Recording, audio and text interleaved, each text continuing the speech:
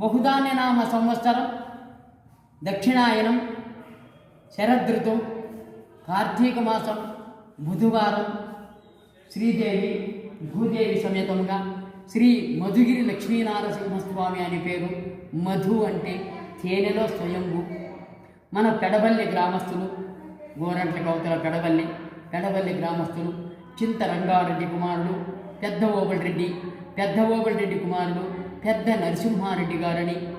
అప్పుడు కర్ణాటక, ఆంధ్ర, తమిళనాడు ఏమీ లేదు, ఇండియా అంటూ ఉండే భారతదేశం అని ఆరూఢంలో ఉంటుంది. అప్పుడు మనకి ఒక మండలం అని మన ఈ ఏరియాకంతా కోలార్ వరకు మనకు ఒక మండలం అని పెనుగొండ సమితిని ఒక మండలంగా ఏర్పాటు చేసి అక్కడ ఒక దివాను, ఒక జవానగిరి చేస్తూ ఉండేట. ఎవరు? పెద్ద నరసింహారెడ్డి గారు. అతనికి పెనుగొండ సమితిలో మంచి ప్రఖ్యాతి కలిగినటువంటి వాడు. అందువలన అహోబళేశ్వరుడు స్వప్నమయ్యి అహోబళానికి 14 తరముల నుండి తాతలు ముత్తాతలు చేసుకున్న కోరికలు తీర్చుకోగలవాడవు నీవే అని స్వప్నమైనాడట అహోబళేశ్వరుడు. ఇలుదేవుడెవరు అని తెలియక మరలా కడపల్లి గ్రామమునకొచ్చి పెద్ద ఓబుల్రెడ్డి నాయనను సంప్రదించి స్వప్న వృత్తాంతమును వివరణ చేయగా అహోబళేశ్వరుడిని వివరణ చేయగా మరలా పెనుగొండ సమితికి పోయి ఆ దివాను దగ్గర 1 నెల రోజులు సెలవు తీసుకొని మేము అహోబళ యాత్ర వెళుతూ ఉన్నాము స్వామి, 1 నెల రోజులు మాకు సెలవు ఇవ్వాలా అని చెప్పని అడుక్కున్నారట. అప్పుడు మన్నన చేయగా మరలా పెనుగొండ పెడబల్లి గ్రామమునకు వచ్చి తల్లిదండ్రులతో సంప్రదించుకొని సర్వ సామానులు సరిచేసుకొని ప్రయాణమై ఉత్తరము గుండా ప్రయాణమయ్యే వాళ్ళు దక్షిణము గుండా ప్రయాణమై వస్తూ ఉన్నారు తెలియక. అప్పుడు గోరంట్ల పులియేరు గ్రామమునకు వచ్చేటప్పటికి సూర్యాస్తమయం. ఇంకా ముందు ఊరున్నదో లేదో మనకు తెలియదు. అందువల్ల ఈ రాత్రి ఇక్కడే విశ్రాంతి తీసుకొని తెల్లవారి ప్రయాణం చేయవచ్చునని అక్కడ వంట వండుకొని భోజనము చేసి అక్కడ అహోబళేశ్వరుని ప్రార్థన చేసుకొని అక్కడ పడుకున్నారట. అహోబళేశ్వరుడు ఆ రాత్రి పులేరు గ్రామంలో స్వప్నమయ్యి, నీవు అహోబళానికి రానక్కరలేదు, సోమగట్టెకు పూర్వ భాగమున ఇక్కడ శాండిల్య మహామునులు తపస్సు చేస్తూ ఉండేట.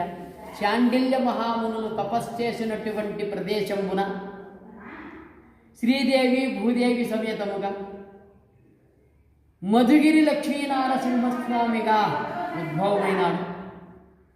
అతనికి నిత్య కైంకర్య నిమిత్తము ఏర్పాటు చేయి. 14 తరముల నుండి తాతలు ముత్తాతలు చేసుకున్న కోరికలు తీరుతాయని చెప్పినారు.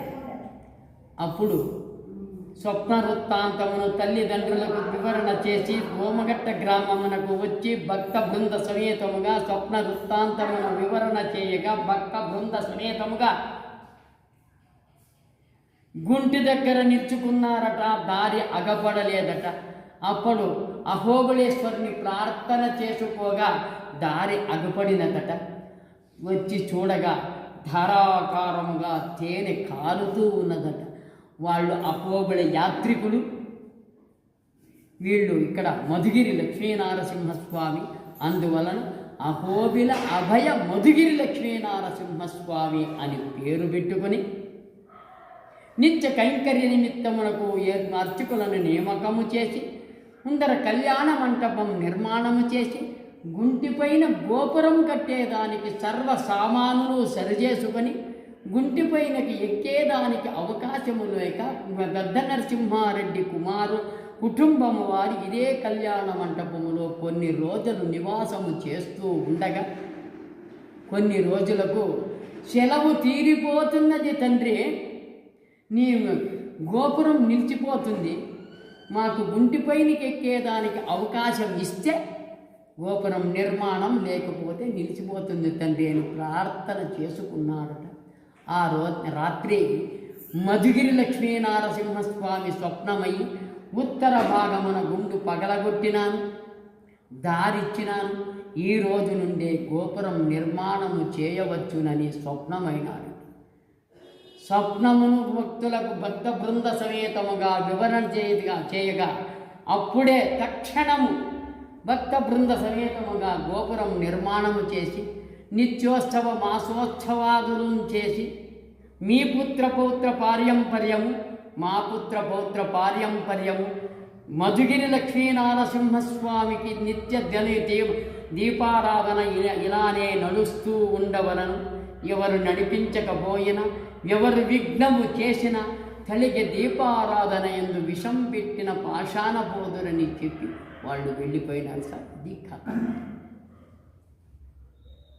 అందుకోసరంగా అప్పటి నుండి భక్తి నిష్టలతో భగవంతుని ధ్యానిస్తే భగవంతుడు మనకు వృద్ధి చేసేదానికి అవకాశం ఇస్తాడు. భక్తి నిష్టలు లేకపోతే వృద్ధి చేయడు, వంశనాశనము అని చెప్పినాడు. అందువలన భక్తి నిష్టలతో చేసుకోవాలి. ఇది కథ. శ్రీ శ్రీదేవి భూదేవి లక్ష్మీనరసింహస్వామినే నమో నమః.